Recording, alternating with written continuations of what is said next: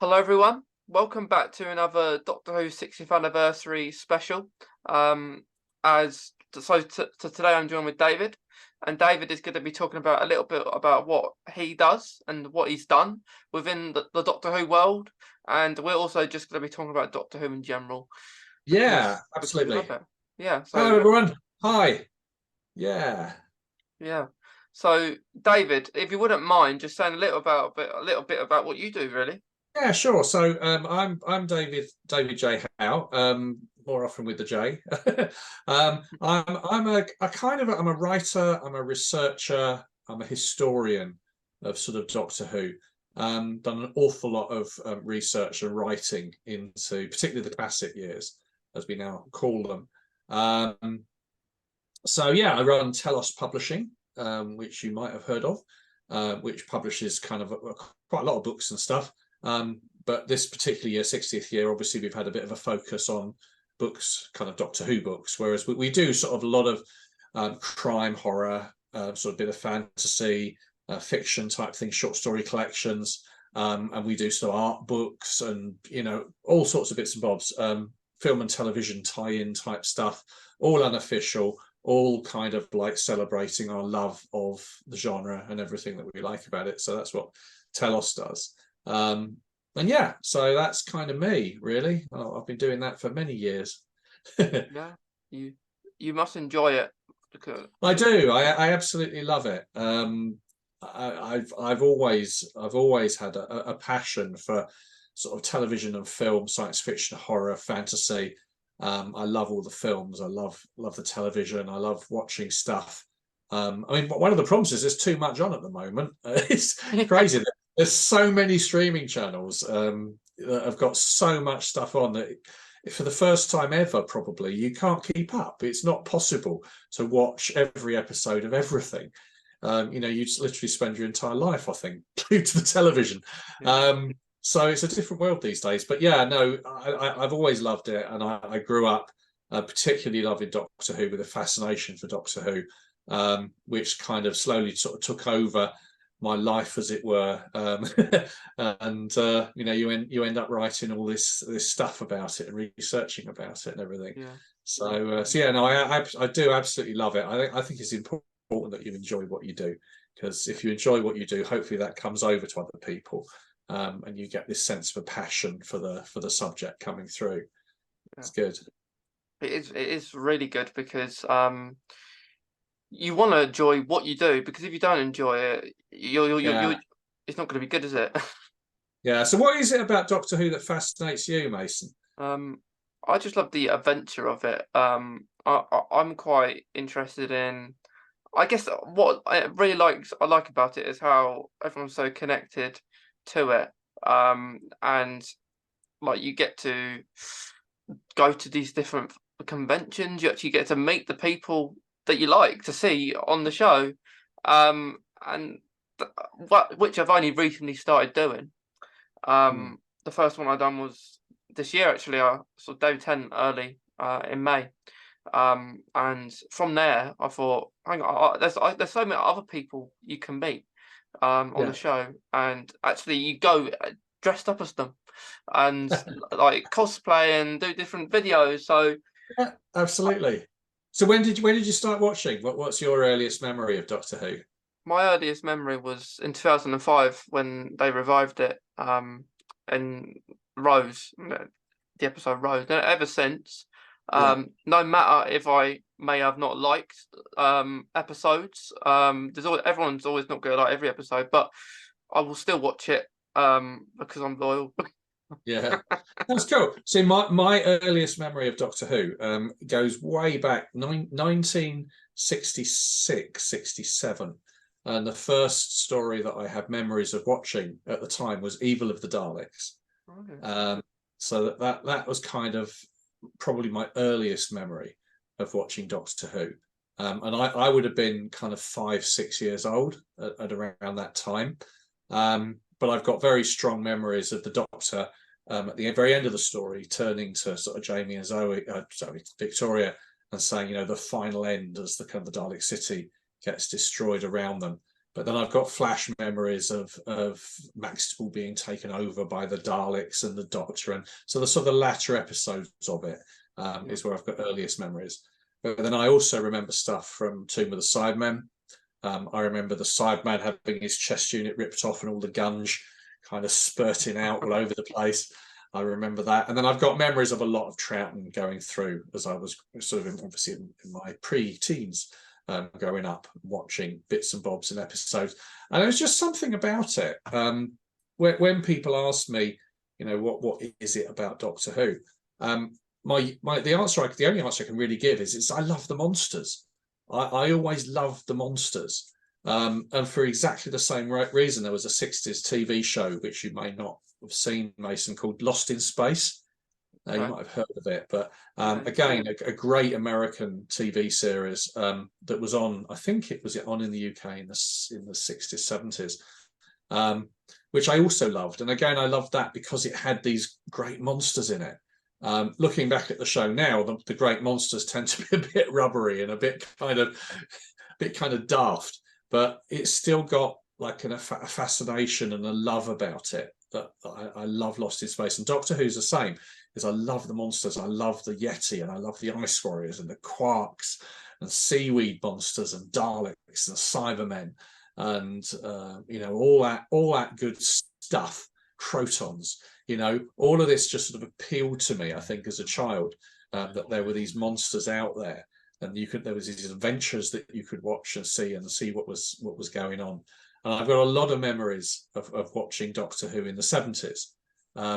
Oddly enough, I remember more when I wasn't able to watch an episode, because obviously that registered on me more than even being able to watch them. So I distinctly remember racing home in Cornwall on holiday at my grandmother's to watch an episode of Ambassadors of Death, which would have been 1970. So I remember racing home with my cousins to watch that. I remember not being able to watch an episode of The Demons because we were on holiday in Wales. And what I didn't know at the time was that Wales was showing Doctor Who on a different schedule. It wasn't on Saturday evenings the same as the rest of the country. They had it on at a different time, so I missed an episode of The Demons. But yeah, I love Doctor Who in the 70s. We've got our very first colour television, 1972, in time for, I think it was episode 3 or 2 of The Sea Devils. The one that starts with the Sea Devils coming out of the sea, if you've seen the story, yeah? Okay. There's an episode that ends with them kind of appearing, and then the next episode obviously starts with them coming out of the sea, and then you've got Joe and the Doctor and the landmines and that stuff. So that episode was the first episode that I actually saw in colour, because that was the day we got a colour television. And I remember the man coming to fit the television, as happened back in those days, and he came at about 4 o'clock or something, and I was like, hurry up, I want to watch Doctor Who, get the television in. And we got the television in time to watch Doctor Who in colour for the first time, so that was incredible. So yeah, I've got very, very fond memories of watching Doctor Who back through kind of the late 60s and 70s. So that's kind of where I started. It's a bit odd hearing you say it's 2005, Christopher Eccleston. It's like your earliest memory. Have you gone back and checked out some of the earlier ones as well? I tell you what, I have. I've watched a first few episodes of the first Doctors. Yeah. But I'm very happy that all the episodes are going to be on BBC iPlayer. They announced that, didn't they, last week? Yeah, they announced that. So I'm really happy about that because I will be able to watch them. I will. I'll be 2024. Maybe the end of 2023. I'll be just watching Doctor Who. Well, there's so many of them, aren't there? I mean, Yeah. people do binge them, don't they? They say we're going to watch an episode a day. But you've got kind of like about a year and a half's worth of every day watching Doctor Who or something in order to get through the episodes. There's so many. Yeah. What I thought would have been cool was I know with Russell, they've worked so hard to do that, to put it on BBC iPlayer. But what I thought might have been cool if they could have maybe put them on maybe the start of January or something. But so if people wanted to prepare to watch them in time for the 60th. Yeah, I suppose, but I mean, it's quite nice to have them going on. I think it's 1st of November, isn't it, that Yeah, they go on this year, 2023. But it's kind of nice that it's sort of November, which is sort of the anniversary month, and yeah, I think that's going to be good. And as you say, it sort of opens up being able to watch all those early episodes to a lot of people that maybe haven't seen them, who haven't bought the DVDs or whatever it was. You know, it's good that it makes them all available to people to watch. And there's some wonderful, wonderful television there.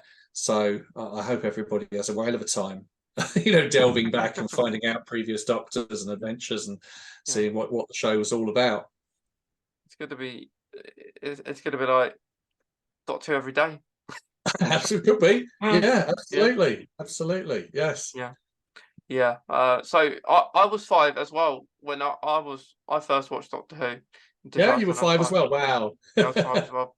Um, And do you and actually remember watching it? yeah, yeah, I do. I was petrified. Yeah, you're petrified. I was Yeah, petrified. Like I remember the first episode that really scared me was the it's actually my favorite episode now, but back then I was petrified of it. It was like the girl in the fireplace, the one that had the monsters under the bed, and I was always yes, be petrified of going to sleep and thinking yes. there's gonna be monsters under the bed. So um Interesting, isn't it? Because that's a very small part of that story. It's not really significant per se. mm, So to what the story is all about is that element of the clockwork people being under the bed or what have you. But it's, as you say, it's one of those kind of tropes that sticks in the mind of a 5-year-old. And yeah, yeah, that's um really good. yeah. I was wondering if it might have been the "You Are My Mummy," the gas mask boy Oh kind yeah. of one. Um, that didn't scare me as much. But I tell you what did.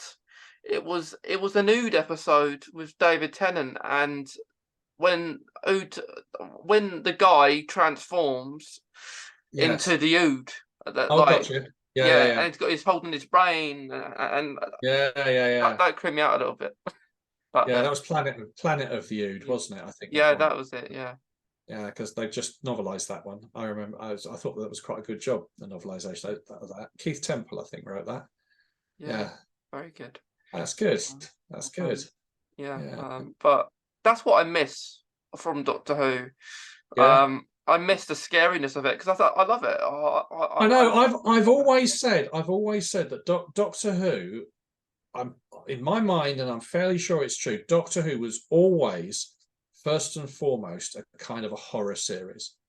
Yeah, the science fiction time travel element of it isn't really what it's all about. I mean, yes, they travel in time. Yes, you go to different places and do different. So you've got that element of time travel in it. But for a time travel series, it's quite remarkably not about time travel.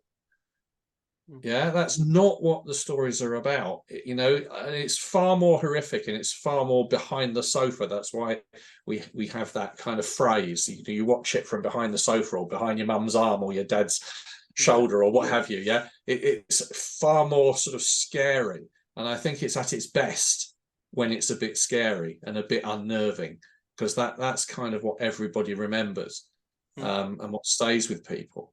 So I've always liked that element of it as well.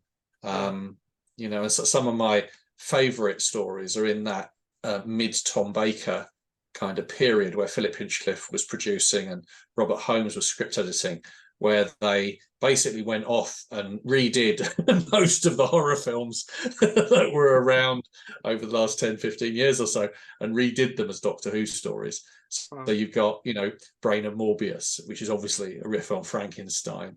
You've got Seeds of Doom, which is like a riff on Revenge of the Body Snatchers, Thing from Another World kind of thing going on.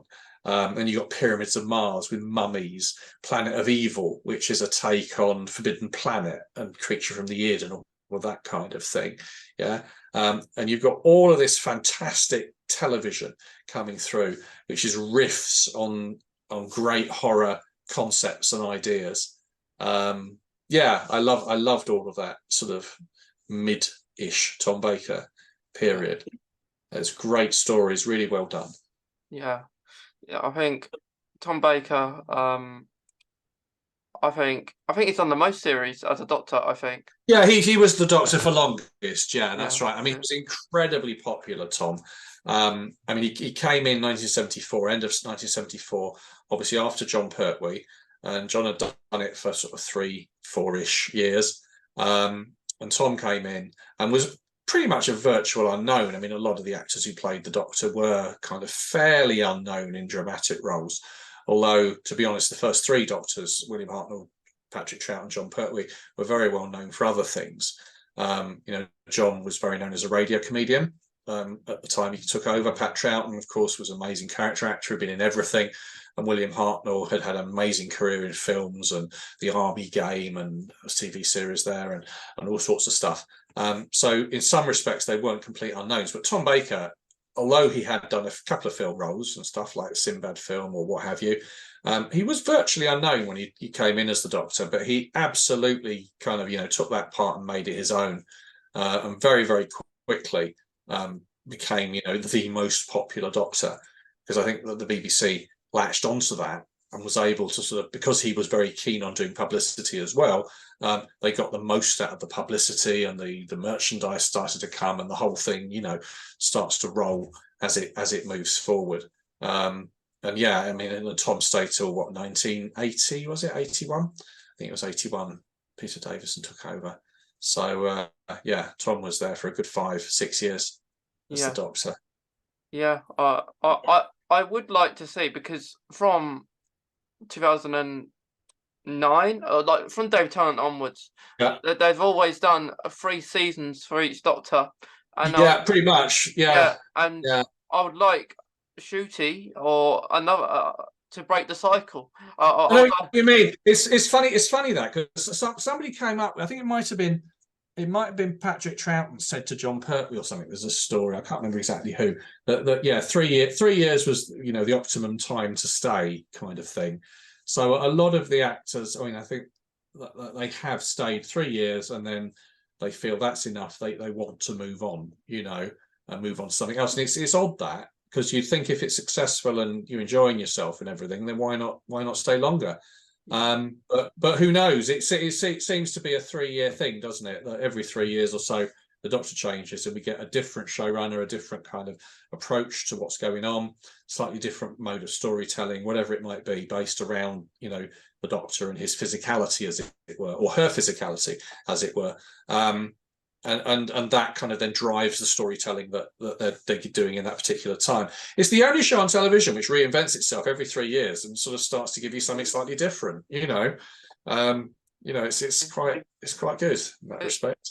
It's going to be weird when we get to the 20th Doctor, though. It's going to sound a little bit different. Yeah, they're going to run out of room, aren't they, on those pictures that they do with all the Doctors on? There's not room to put the 50th Doctor, room to put all these. It's going to be tiny dots.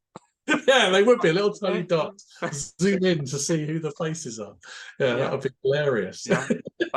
Because if I was a Doctor, I would I'd want to stay for as long as possible. But like, you mean you wouldn't want to go? No, I wouldn't. No. I guess though, like these actors, you find the Doctors, they're not as like well known maybe as before. That when they cast a Doctor, they like to cast someone that has got new talent and it's kind of maybe just starting off. Yeah. See, I've always thought that is the best sort of actor to cast as the Doctor. Tom Baker very famously in a documentary around 1977 sort of said that Doctor Who's almost actor proof. You could literally cast anybody in it and they could be the Doctor. But I think you've got to be a little bit more circumspect. Doctor Who is such a big role. It's such a kind of a key role, if you like, and it's a very famous, just like James Bond. Everybody's heard of Doctor Who, and the Doctor. That if you cast an actor that is so big that they're just themselves, I don't think it's going to work as Doctor Who. You kind of need to be able to cast an actor who can become the Doctor, who can own that part and take that forward and make it enjoyable for everyone to watch. And I think you've got to find an actor who's got some really good work behind them, who's shown that they can actually do what needs to be done here, but who isn't like mega famous and a household name already, because it then becomes the household name show rather than Doctor Who. And I think they've done very well at sort of treading that line.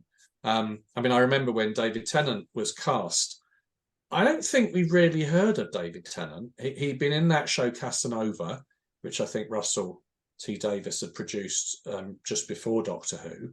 But I don't think anybody really knew who David Tennant was. He wasn't like mega famous like he is now, and like in everything. He wasn't that actor. Chris Eccleston was pretty well known. I mean, he'd done an awful lot of film. But I think Chris is one of those actors, a bit like Pat Troughton, who's done everything, but you never really recognise him. You know, he crops up in things and does a great job, but he's so convincing as an actor that you don't stop and go, oh, that's Christopher Eccleston. You know, I remember seeing him in Heroes and not quite registering that it was Christopher Eccleston kind of thing, because he kind of subsumes himself in the roles that he does. He's I in think Peter very limited Capaldi's, things. yeah, Peter Capaldi's similar. Matt Smith I'd never heard of. I mean, when they announced Matt Smith, do you remember that? They did that special reveal show? Yeah, they did. Yeah.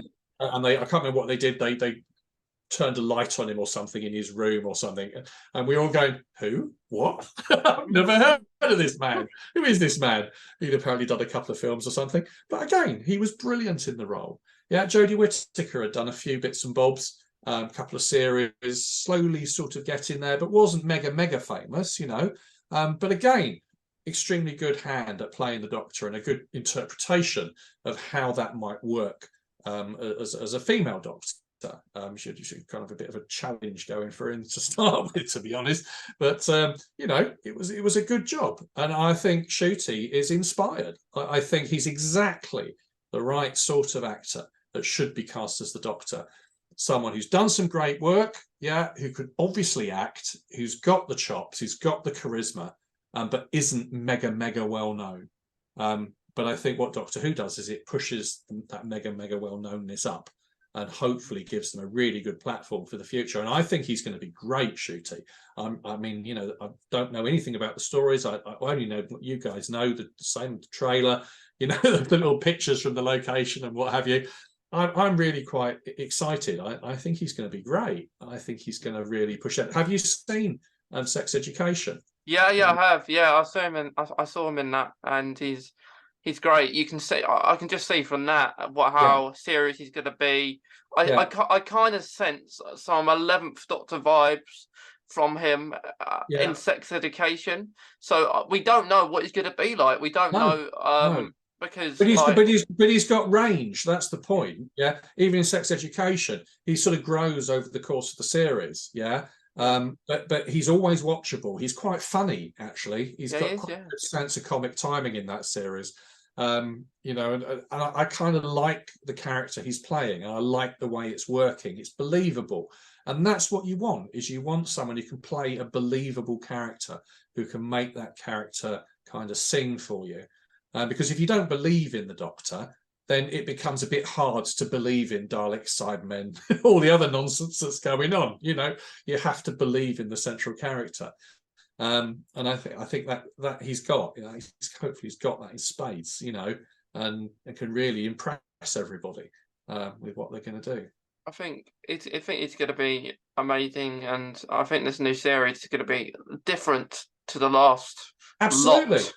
I think it's going to be very different. I think it's going in a different direction. I think that the whole Disney thing that's kind of kicked in here, the more worldwide promotion it's going to get, I think it's going to be slightly different. It's Russell T Davies again, yes. It's David Tennant again, yes. At least for the next 3 episodes or 4, or how many it is, you know. But it looks exciting. It looks like, you know, they've put their money on the screen. It looks like it's going to be a great watch and entertaining. And again, that's all I've ever really asked of Doctor Who, is just be entertaining. You know, the worst thing a TV series can be is boring. Yeah, that's the worst thing. It doesn't matter whether what it is, doesn't matter what the series is. The worst thing is if it's boring. Yeah. If you're like, oh God, let me look at my phone, what's on the other, you don't, you want to be watch it, you want to be gripped for 45 minutes, an hour, however long it is. Yeah. And you want to have a good time. You want to be entertained.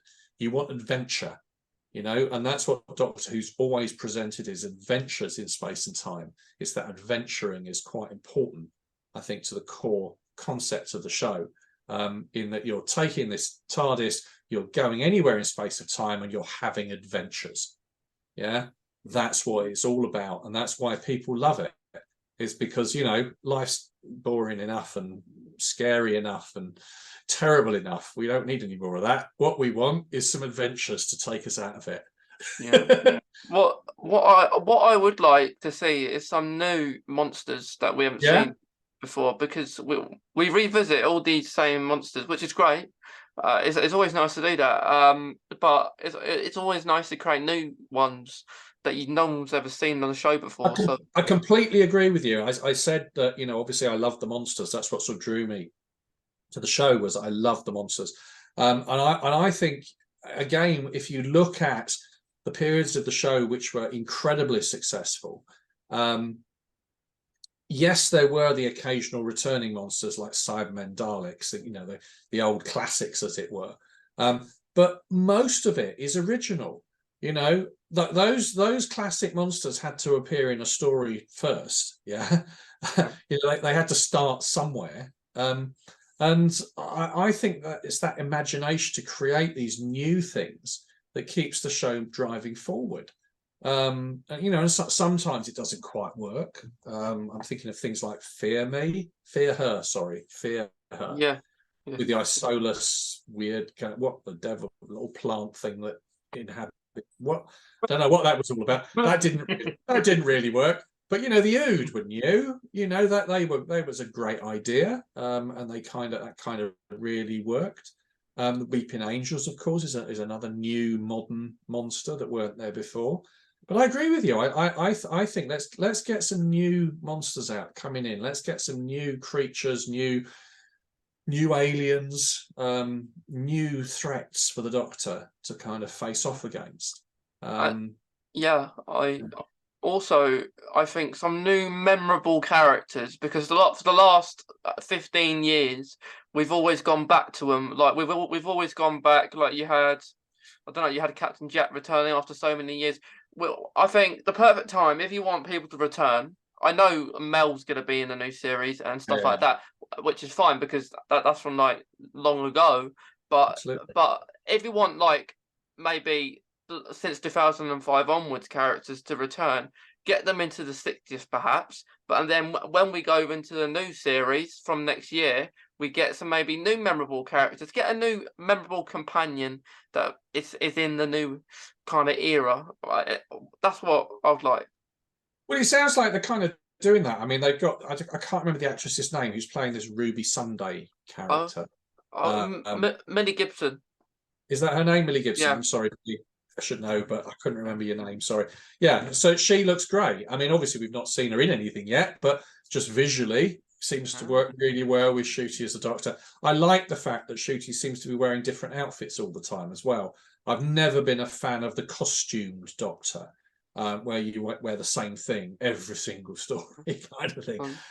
That was a bit of an oddity in sort of 80s Doctor Who, because John Pertwee, Patrick Chapman, William Hartnell, they kind of wore similar things. I don't think they wore identical outfits in every single story. It was just a certain look that they had, and the costume department kind of filled in with different looks. Again, the companions all wore different things in each story, dependent on the demands of the story and where they were. And if it's cold, well, you wear something that's a bit warm. If you're on a beach, you might wear something that's a bit more skimpy. You just wear what's suitable for where you are. And again, in the 80s, they tended to move far more towards where you wear the same things day in, day out. I mean, it's easy to dress in the morning because you've probably got a wardrobe full of the same clothes. You just pick the next one off. But it's not very interesting. So I'm quite glad to see the pictures of Ncuti coming through with different outfits. But again, we have no context. I don't know if this is a different outfit for each story or if it's something else that's going on. I just have no idea. But yeah, no, memorable characters is a really, really, it's a good thing, and that's the skill of the script writer, of course, is to come up with characters who are memorable. Now, the challenge that the show's had since it came back, of course, is that we're only really, with few exceptions, in 45-minute episodes. So for a new character to make an impact, you've only got 45 minutes to do that. And that's actually quite hard. And if you think, well, if you know the classic series and you remember characters from the classic series, most of the episodes in the classic series were kind of 4-episode stories or 6-episode stories, you know, varying a bit between 5 and 7 and what have you as the series rolled through. But you've got 4 weeks, you know, to get to know a character, to know who they are in a particular story, or 5 weeks or 6 weeks to kind of really understand and get to know these characters. And we remember those characters because I think they were on our screens week after week after week in a particular story. Now you've only got 45 minutes. And I think it's really, really hard to come up with a character who makes that much of an impact in that shorter time. Yeah? It is very hard. Captain Jack was very well done. I mean, that was a 2-parter. So yeah, you had 2 weeks to get to know Captain Jack, which perhaps helped a great deal. River Song, of course, was repeating. Yeah, so she was in a lot. She kept coming back. But obviously the Doctor and Companion, they're in it every week, virtually, yeah? So obviously you get to know them. But I just think it's a very, very hard ask of the series these days to come up with characters who you remember in 45 minutes. And that's a real challenge. Now, what I thought they did very cleverly with Flux was that they had a kind of an overarching story running for 10 episodes, was it?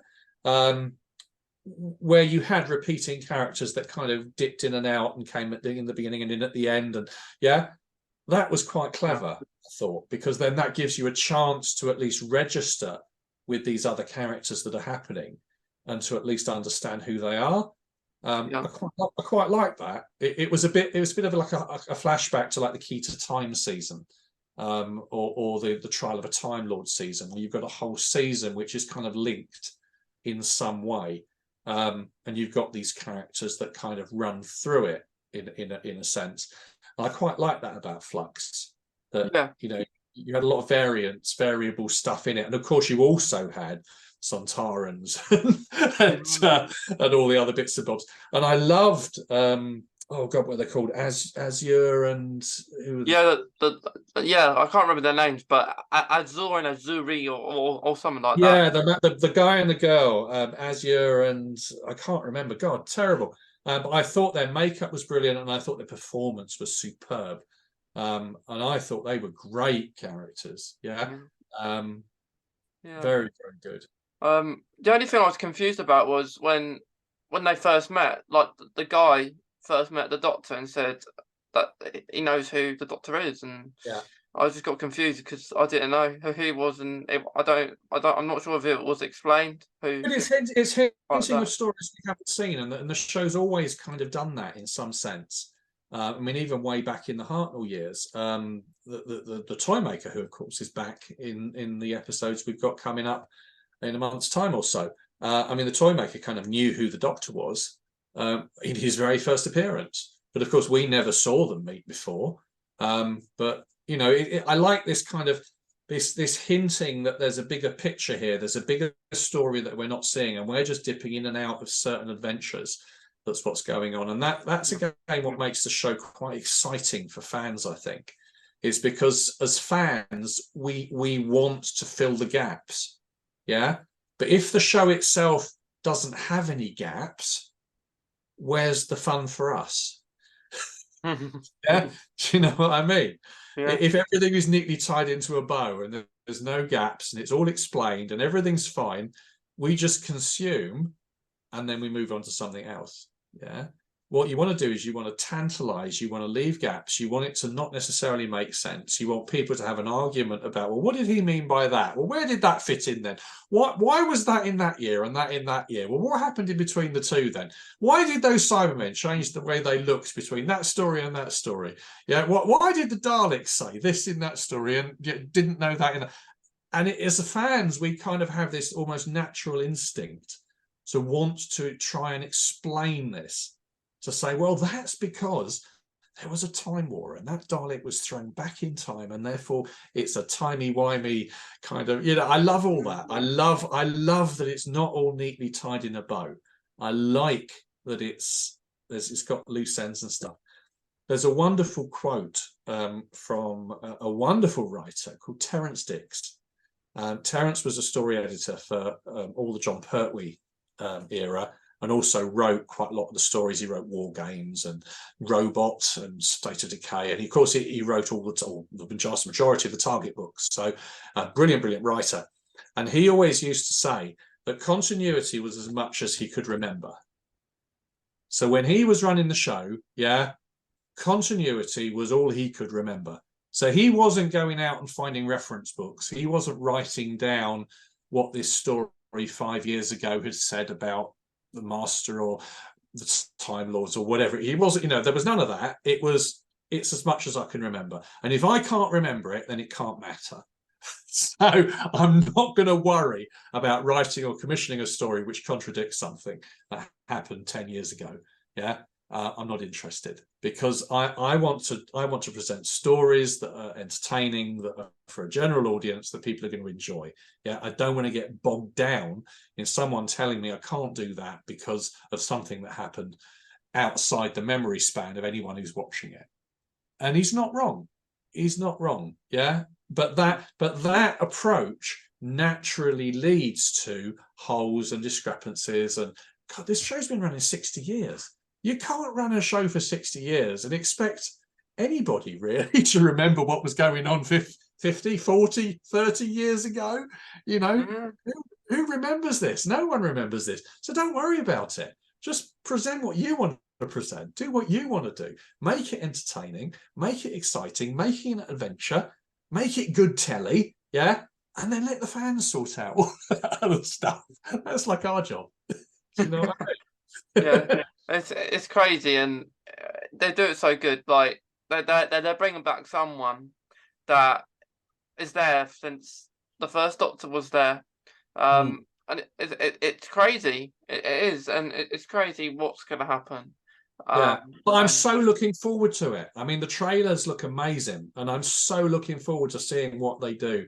And I love Neil Patrick Harris. I've admired his work. We watched all of Have I Met? How Did I Meet Your Mother? Was that what it was called? Long-running comedy series from America, which is well worth a watch. And he's brilliant in it. He's absolutely brilliant, and it's a very, very good and funny series. Really enjoyed watching all of that.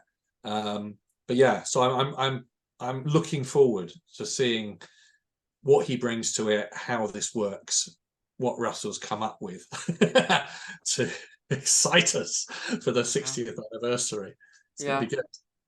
It is going to be good. And Neil Patrick Harris was recently in The Matrix. He was in The Matrix, like the most recent film. Yeah, the most recent film. Yeah. Yeah. It's hard to recognize him because he doesn't actually look like what he does. No, well, that's again what I mean. He's a great actor who can become the roles that he plays. He's not necessarily recognizable. He's like more subsumed in the roles, and that's, I love that about acting. Is you can have like Arnold Schwarzenegger's always Arnold Schwarzenegger. He's got Sylvester Stallone is always Sylvester Stallone. But then you get the Gary Oldmans, who you wouldn't even know it was Gary Oldman, because he's so chameleonic. He's very different in every film and every role he plays. And I love that about acting, is that you can get all those different sides of the coins happening. Definitely. One thing I am really looking forward to is having Doctor Who back on Saturdays, because I have missed the Saturday slots. I hope it's going to be Saturdays. It might be Sundays, of course. Who knows? But I hope it's Saturdays. But we'll see. Yeah. Well, we definitely will. And Pretty and the good. the Christmas episodes as well. Um, it would be nice to have them return. Um, Yeah, yeah, yeah. I think they're doing a Christmas special, aren't they? Did I yeah, hear? They yeah, are. yeah. I think that will be Shooty Gatwa's first proper episode. Well, at least Um, all we assume. yeah, we Because assume. remember, Shooty has appeared in all the trailers for all the Yeah, David Tennant ones as yeah, well. So what's going on? Who knows what's going yeah. on?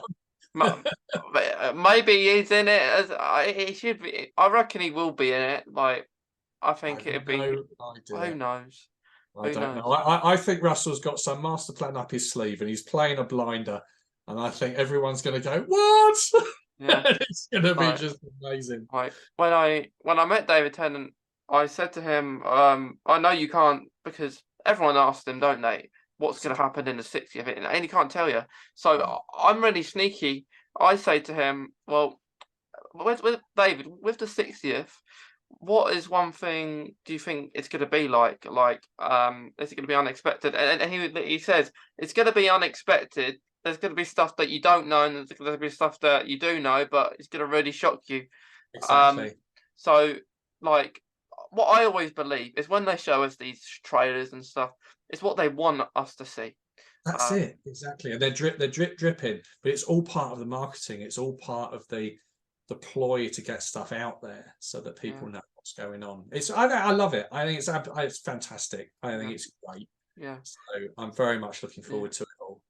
Do you do you do you think they will try and include past doctors in the 60th, or do you not think they will? I have no idea at all. I mean, they did all the past Doctor stuff, of course, in Jodie's last story. Yeah, yeah, Um, so they might have a view that, well, we kind of did that very recently. So, and of course, I think we did that for the 40th. They had kind of past Doctors appearing and stuff. I don't know. But whatever it is they decide to do, I hope it's going to be exciting and I hope it's going to be watchable. And, we'll have everybody on the edge of their seats or watching from behind the sofa kind of going, wow, that was amazing with touches to the past, touches to the future, but just good adventure. Yeah, that's what I'm looking forward to. yeah. Scary. Make it scary and Maybe a bit scary, yeah, absolutely. Keep it all rolling forward, yeah. I do think this is going to be David Tennant's, I guess, best performance. He was he was best. he was pretty good before. Yeah, he was, but I think because he hasn't been back for a while, he want to make that a little bit extra Yeah, special because he yeah. hasn't. It's been a while since he's been the. Oh, he's a very, very good actor, David, and I'm sure he had a ball, and I'm sure he's going to be giving it his all. Yeah, So, I'm sure he yeah, will. it's good. It's looking very excited to it. Do you think, because of the budget now, as we've seen with Shooty's costumes, how many he's got is we can't count. But do you think they will make the length of episodes a bit longer, maybe stretch it to an hour because of the budget they now have? I have no idea. It, Yeah, it, it depends totally on how they're viewing these specials, um, and how they're kind of coming together. Remember that the length of them, in some respects, is dictated by how they want to transmit them and into which slots and the time that's available, kind of in those slots. I I think on the good side, it's less important with streaming mm, because obviously you don't have to fit into a slot. Yeah, you can make whatever you make as long or as short as you want, because people are going to watch it and they're going to stream it or what have you, or from iPlayer or wherever. And it can be any length you want. You're not sort of yeah. limited now to sort of 25 minutes or whatever. So that's kind of a good thing. But I have no idea.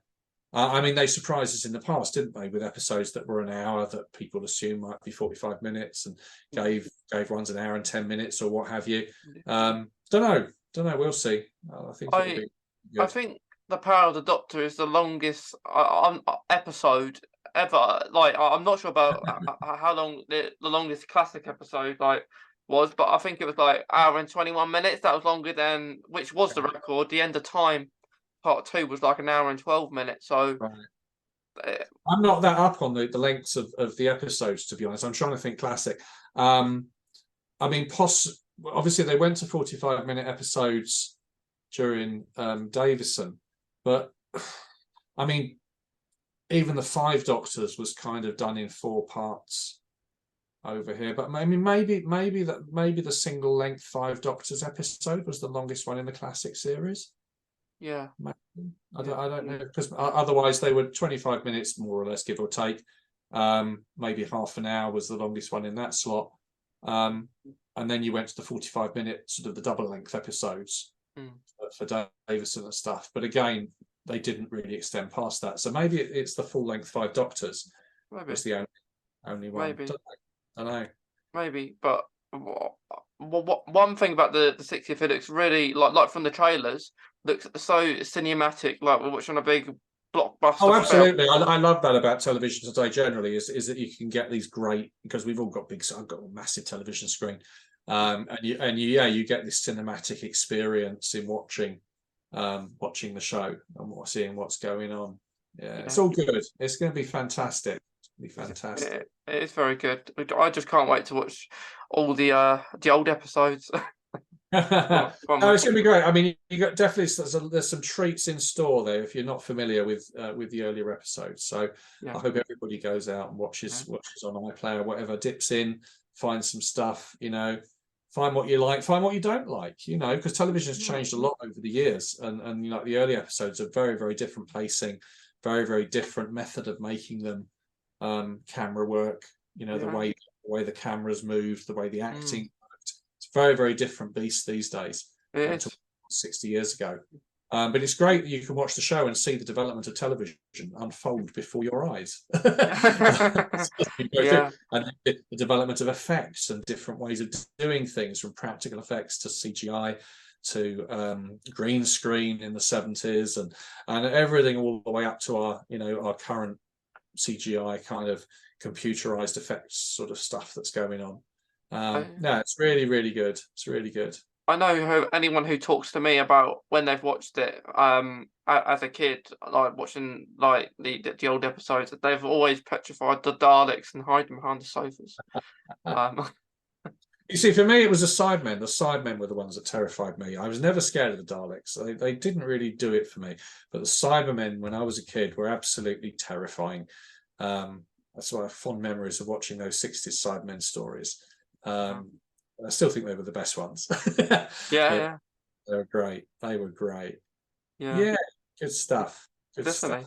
stuff. Do you have any favourite like stuff that you've done? Because like, well, with writing all the stories that you've done, and like well, I've got.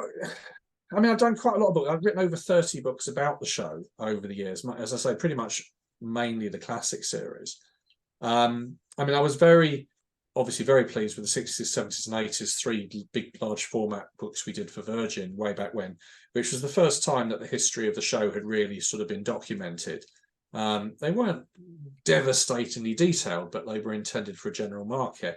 But there was a lot of facts and information in there that really hadn't been clarified before, that people didn't know about the way that the show was made and how it was brought together and stuff like that. So we're very pleased with those.